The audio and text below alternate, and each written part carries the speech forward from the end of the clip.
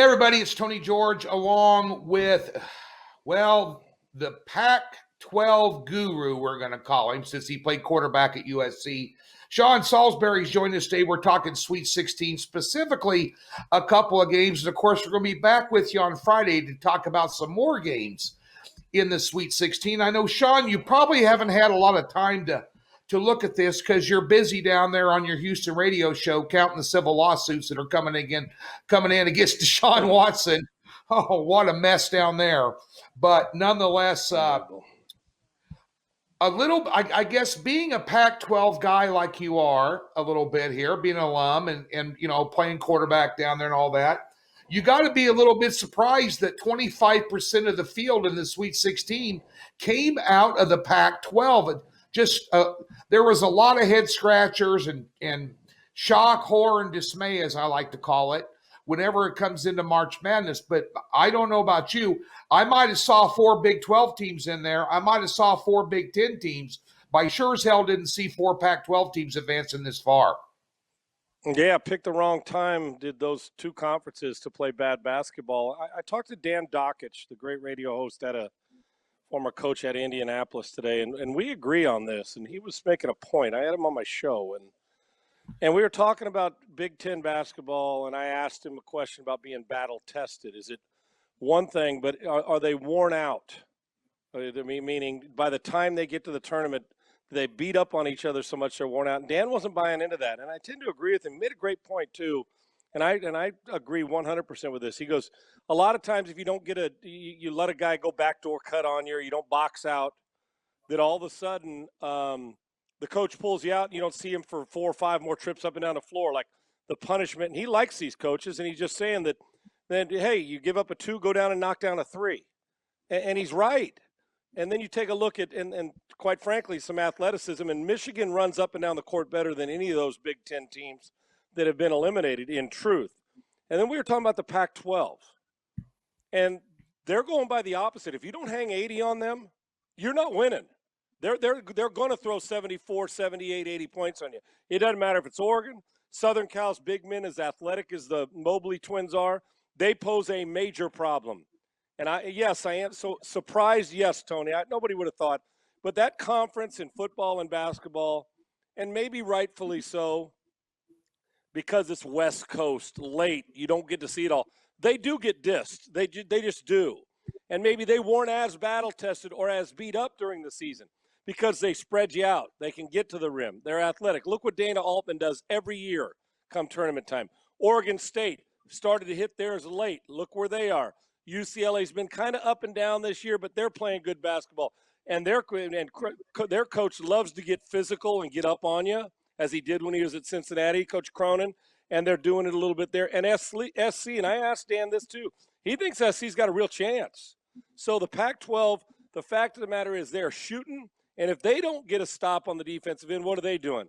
They are coming down to the other end and banging a 3 on you. They're hoisting shots. So it appears to me in the first 2 rounds of this that the Pac-12's playing free and easy is almost if to say, you didn't expect us to be there, so we're going to let it rip. And boy, are they ever.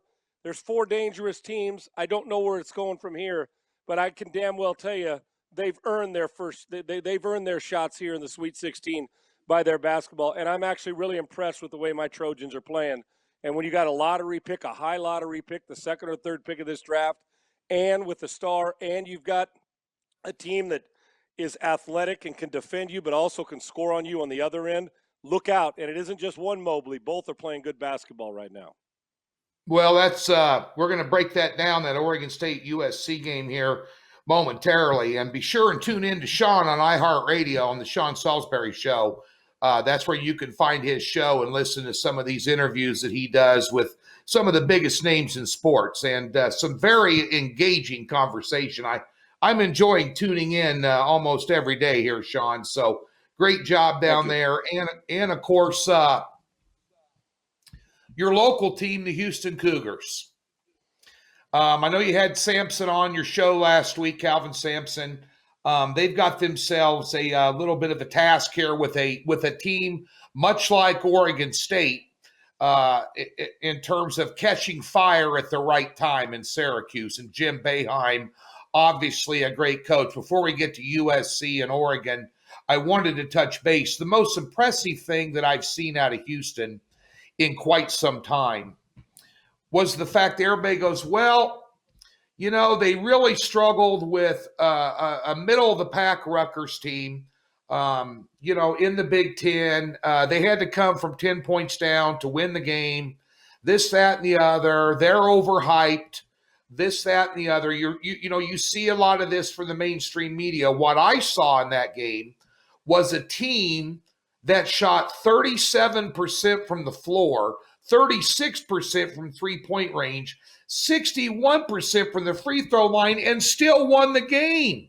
That doesn't happen in March Madness. That tells you the level of talent that this team has. Tough draw here, laying 6 with Jim Boeheim's bunch. And, of course, his son, Buddy Boeheim, has been scoring, knocking down threes like nobody's business. This here tees up to be a good game.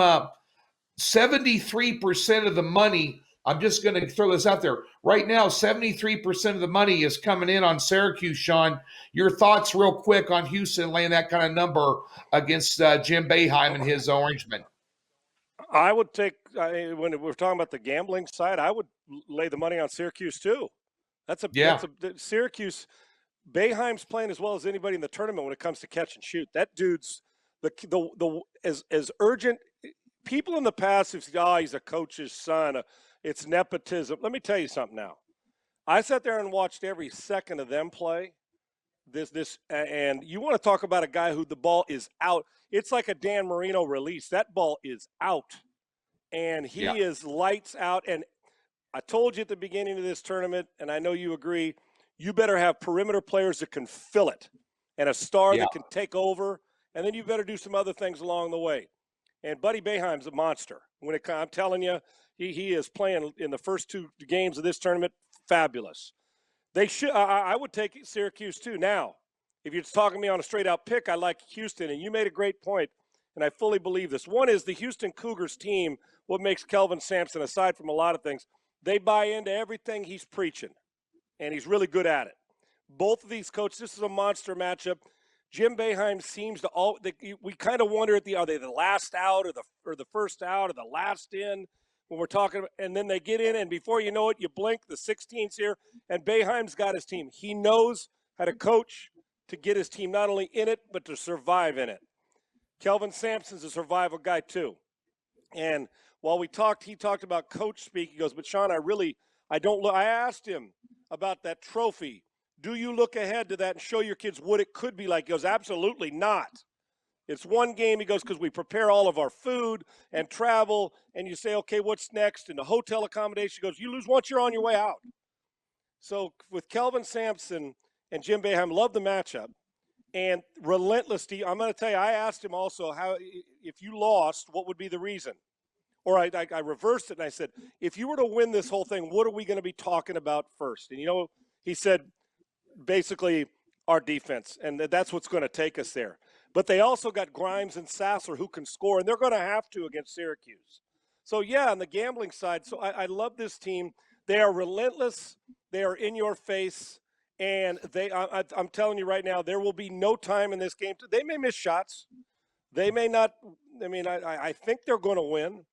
Gambling-wise, I'd take Syracuse too. I think this is a wire game. But I can tell you, the one thing you're not going to get from them, they're not getting blown out at any point in time, number one. Number two is they may not blow anybody out, but you will have them in your face for 40 friggin' minutes and beyond if that's what it takes. Now, you better not let Boeheim go nuts.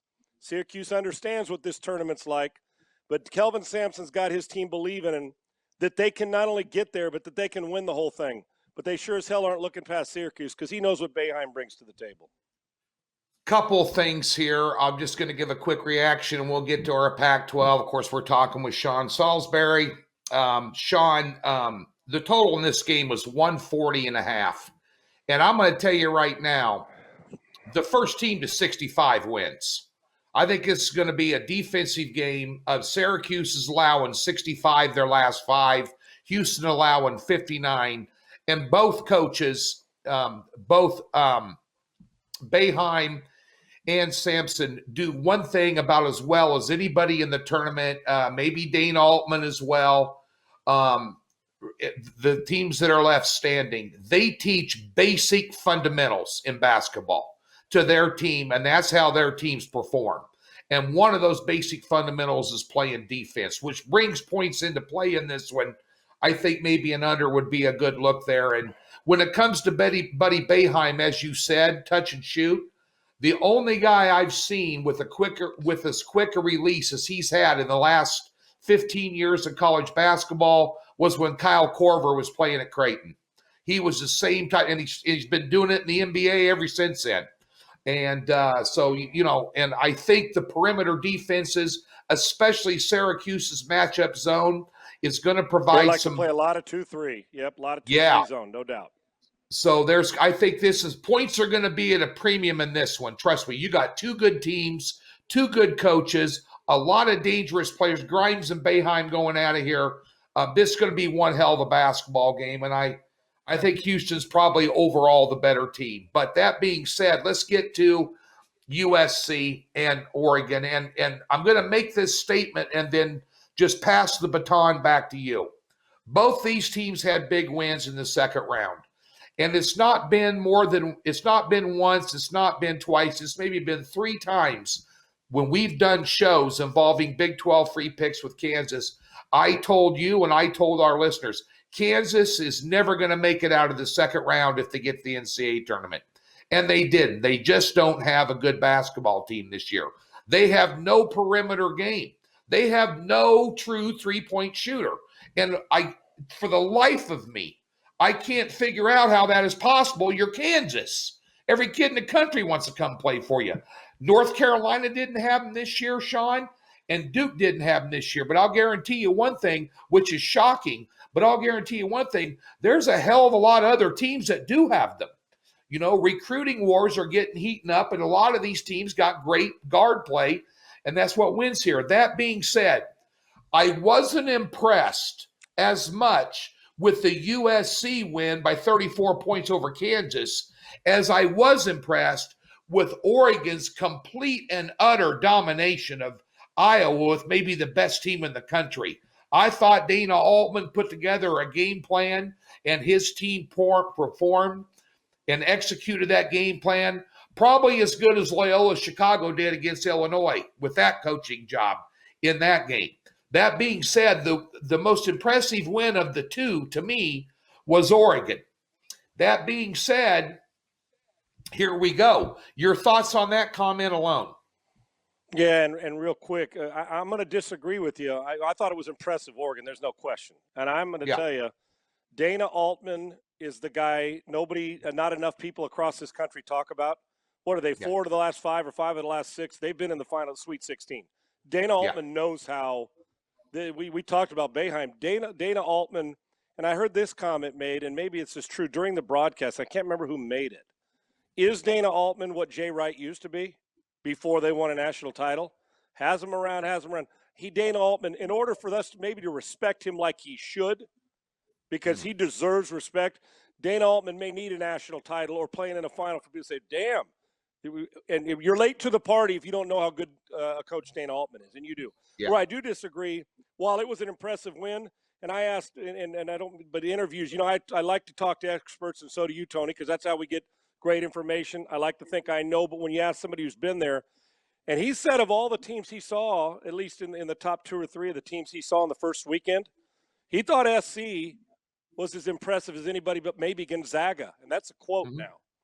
Yeah. And here's where I agree with him, why I was really impressed, and this has nothing to do with, listen, I tread lightly when it comes to my Trojans and college basketball and going on, but impressive because even though Kansas couldn't shoot, they were defending better. And as a matter of fact, defense got them to where they needed to go this year, right? Yeah. To the tournament, to make a late run, to be in that position, hell, in position to win a Big 12 championship down the stretch, right? They were in position. Yeah. But SC dismantled them. I'm watching the halftime show on CBS. And Wally Zerbiak and I'm up late. I got to get up at 3:30 for my show, and it's the late game, but I don't want to go to bed, right? And Yeah. Wally Zerbiak at halftime, I think SC was up 14 or 15, one of the two. They were right around their 16. They announced the game was over, that SC was moving on, that Kansas did not deserve this. I mean, that they weren't good enough to beat USC, and I'm thinking this is halftime. Now, as a Trojan fan, you're like, well, I got to see some of this. And they were exactly right. They beat them by 30-plus points. This is the blue blood Kansas. Even if you don't have scores, you're thinking, well, we're Kansas. We hang around. Right. They dismantled. I'm telling you, there's going to be some matchups here, and this is a great one. And SC's got their hands full because Oregon can play. But I got on the other end of it, they better learn how to. They're going to have to deal with Evan Mobley as well. SC's feeling it right now, and they were impressive. Confidence matters. It's not a lot of times. I can look at some of these teams in the Sweet 16 and say that's not the best team. I mean, Illinois is one of the better teams, and they got their rear end handed to them, right? So then they're out of this thing. So sometimes it's who's hotter, the way Syracuse is playing. What we saw Oral Roberts do in their first two games. Get a shooter and get a 3 or 4 stops and extend your lead. SC did that. This is going to be a hell of a game. I cannot wait to see what SC and Oregon do. They know each other pretty damn well, so this is going to be fun to watch. Well, one thing that to me, and the line is SC 2.5. They opened up at -1, and we're going to give the folks a lean here in this game. The total in this game is right around 139, which to me seems a little low. But the one thing, when you talk about Evan Mobley in the middle, and you say, well, Oregon, in my opinion, kind of did the same thing that USC did to Kansas. They dismantled them. But the one thing that is lost in that is Luke Garza still had 36 points. And, Mobley's going to have his way down there in the paint, Sean. There's no doubt about it. I mean, you gave Garza up 36. They shut down everybody else on the perimeter.